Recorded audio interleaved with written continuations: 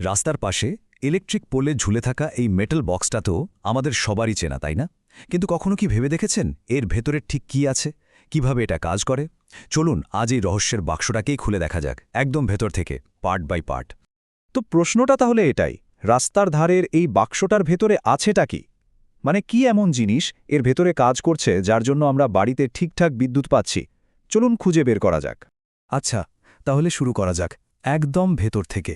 যে কোনো ট্রান্সফরমারের একেবারে কেন্দ্রে থাকে দুটো জিনিস, কোর আর ওয়াইন্ডিং। বলতে পারেন এই দুটোই হলো ট্রান্সফরমারের হার্ট, কারণ পুরো যন্ত্রটার কাজই দাঁড়িয়ে আছে এই দুটোর ওপর। এখন এই কোরের মূল কাজটা হল ম্যাগনেটিক এনার্জি বা চৌম্বক শক্তিকে একটা নির্দিষ্ট পথে বইয়ে নিয়ে যাওয়া। কিন্তু সমস্যা হল এই কাজটা করতে গিয়ে কিছু অবাঞ্ছিত ইলেকট্রিক কারেন্টও তৈরি হয়ে যায়, আর এই কারেন্টের জন্য শুধু শুধু এনার্জি নষ্ট হয় আর পুরো যন্ত্রটা গরম হয়ে ওঠে।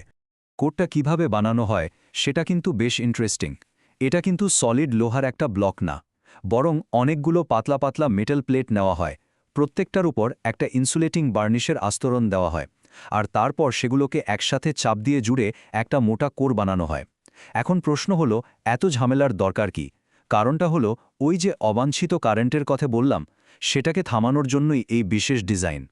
এই যে অবাঞ্ছিত কারেন্টের কথা বলছি, এর একটা টেকনিক্যাল নামও আছে, একে বলে এডি কারেন্ট। ব্যাপারটা অনেকটা নদীর মধ্যে তৈরি হওয়া ঘূর্ণির মতো।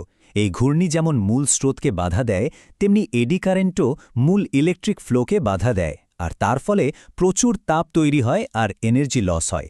আর কোরের ওই যে লেয়ার দেওয়া ডিজাইন, মানে ল্যামিনেটেড কোর, সেটার কাজই হলো এই এডি কারেন্টকে তৈরি হতে না দেওয়া। আচ্ছা, এডি কারেন্ট তো গেল, কিন্তু আরও একভাবে এনার্জি লস হয়, সেটার নাম হিস্টেরেসিস লস। সহজ করে বললে, ম্যাগনেটিক ফিল্ড যখন বারবার তার ডিরেকশন চেঞ্জ করে, তখন মেটালের ভেতরের অণুগুলোর মধ্যে এক ধরনের ঘর্ষণ হয়, আর এই ঘর্ষণের ফলেই শক্তিটা তাপ হয়ে বেরিয়ে যায়। সাধারণ সফট আয়রন ব্যবহার করলে এই লসটা অনেক বেশি হয়। আর এর সমাধান হলো সিলিকন স্টিল। এটা একটা স্পেশাল অ্যালয় যা এই হিস্টেরেসিস লসকে অনেক অনেক কমিয়ে দেয়। তো আমরা ট্রান্সফরমারের একদম ভেতরের মূল ব্যাপারটা তো বুঝলাম। এবার চলুন দেখি এই পুরো সিস্টেমটা নিজেকে অতিরিক্ত গরম আর প্রেশার থেকে বাঁচায় কিভাবে, মানে এই সেফটি সিস্টেমগুলো কি কি। একটা জিনিস খেয়াল করলে দেখা যাবে, পুরো ট্রান্সফরমারটা কিন্তু এক ধরনের তেলে ডোবানো থাকে। প্রশ্ন হলো, কেন? এই তেলের কাজটা আসলে কি? এই স্পেশাল মিনারেল অয়েলের আসলে তিনটা খুব জরুরি কাজ আছে। এক নম্বর হলো কুলিং। এটা কোর আর ওয়াইন্ডিং থেকে তৈরি হওয়া গরমটা শুষে নিয়ে পুরো সিস্টেমটাকে ঠান্ডা রাখে। ২ নম্বর কাজ হলো ইনসুলেশন, মানে এটা একটা বিদ্যুতের কুপরিবাহী, তাই ভেতরের বিভিন্ন পার্টসের মধ্যে শর্ট সার্কিট হতে দেয় না। আর ৩ নম্বর কাজ হলো এটা ভেতরের সবটুকু খালি জায়গা ভরাট করে দেয়, ফলে নতুন করে কোনো এডি কারেন্ট তৈরি হওয়ার সুযোগই থাকে না। কিন্তু এখানে একটা সমস্যা আছে। আমরা জানি যে কোনো লিকুইড গরম হলে আয়তনে বাড়ে, তাই না? এই তেলও তার ব্যতিক্রম নয়। ব্যাপারটা ঠিক দুধ গরম করার মতো। দুধ গরম করলে যেমন ফুলে ওঠে, এই তেলও গরম হলে আয়তনে বেড়ে যায়। এখন ভাবুন তো, একটা বন্ধ ট্যাঙ্কের মধ্যে এই বাড়তি তেলটা যাবে কোথায়? আর এই সমস্যার সমাধানটা কিন্তু খুবই সহজ আর দারুণ। এক্সপ্যানশন ট্যাঙ্ক বা কনজারভেটর। এটা আসলে মূল ট্যাঙ্কের উপরে লাগানো একটা ছোট ট্যাঙ্ক। এটাকে সবসময় অর্ধেক ভর্তি রাখা হয়। এর ফলে কি হয়, যখন ভেতরে তেল গরম হয়ে বেড়ে যায়, তখন সেই বাড়তি তেলটা এই ট্যাঙ্কে এসে জমা হয়। আবার যখন ঠান্ডা হয়ে কমে যায়, তখন ওয়াপাস নেমে যায়। এর ফলে মূল ট্যাঙ্কটা আর অতিরিক্ত চাপে ফেটে যাওয়ার কোনো ভয় থাকে না। কিন্তু এখানে আরও একটা ব্যাপার আছে।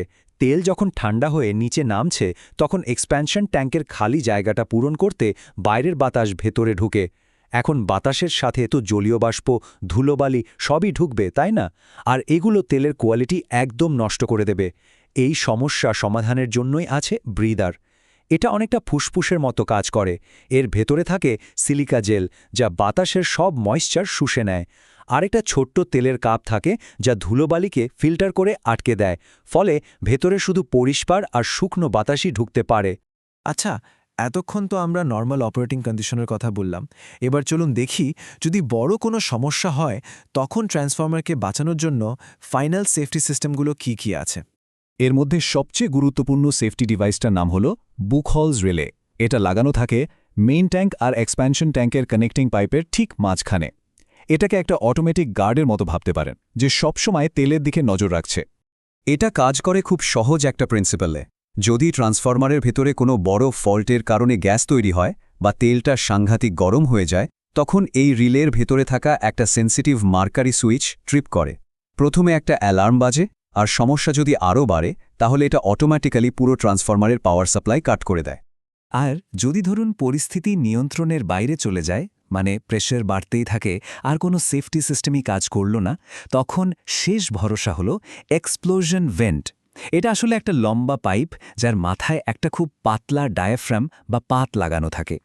প্রেশার যখন বিপদসীমার উপরে চলে যায় তখন এই পাতটা ফেটে যায় আর ভেতরের অতিরিক্ত তেল আর গ্যাসকে সেফলি বাইরে বের করে দেয়। এর ফলে মূল ট্যাঙ্কটা একটা বড় বিস্ফোরণের হাত থেকে বেঁচে যায়। আমরা প্রায় সব কিছুই কভার করে ফেলেছি। এখন শেষ করার আগে একটা খুব জরুরি জিনিস বুঝতে হবে। দেখুন, রিয়েল লাইফে কোনো মেশিনই কিন্তু 100% পারফেক্ট হয় না। সবখানে কিছু না কিছু এনার্জি লস হয়। ট্রান্সফরমারও এর ব্যতিক্রম নয়। চলুন এক নজরে দেখে নিই এই লসগুলো ঠিক কোথায় আর কিভাবে হয়। এই টেবিলটা দেখলে পুরো ব্যাপারটা একবারে পরিষ্কার হয়ে যাবে। দেখুন, আয়রন লস মানে ওই এডি কারেন্ট আর হিস্টেরিসিস লস, সেটা হয় কোরের মধ্যে। এরপর আছে কপার লস। এটা হয় ওয়াইন্ডিংয়ের তামার তারের নিজস্ব রেজিস্ট্যান্সের কারণে। কিছু ম্যাগনেটিক ফিল্ড আবার ঠিক পথে না গিয়ে বাইরে লিক করে, সেটা হলো স্ট্রে লস। এমনকি যে ইনসুলেটিং মেটেরিয়ালগুলো ব্যবহার করা হয় সেগুলো সামান্য এনার্জি নষ্ট করে, এটার নাম ডাইলেকট্রিক লস। আর সবশেষে ট্রান্সফরমারের পাশ দিয়ে গেলে যে একটা হালকা ভাইব্রেশন বা গো গো শব্দ শোনা যায় না, ওটাও কিন্তু আসলে এক ধরনের লস, যার নাম ম্যাগনেটোস্ট্রিকশন লস। তো বোঝাই যাচ্ছে যে এত অ্যাডভান্স ডিজাইন আর সেফটি সিস্টেম থাকার সত্ত্বেও কিছু না কিছু এনার্জি লস হবেই। আর এখান থেকেই শেষ প্রশ্নটা আসে, টেকনোলজি এত এগিয়ে যাওয়ার পরেও আমরা কি কোনোদিন একটা 100% এফিশিয়েন্ট ট্রান্সফর্মার বানাতে পারবো? মানে এমন একটা মেশিন যেটা বিন্দুমাত্র শক্তিও নষ্ট করবে না? ব্যাপারটা ভাবার মতো, তাই না?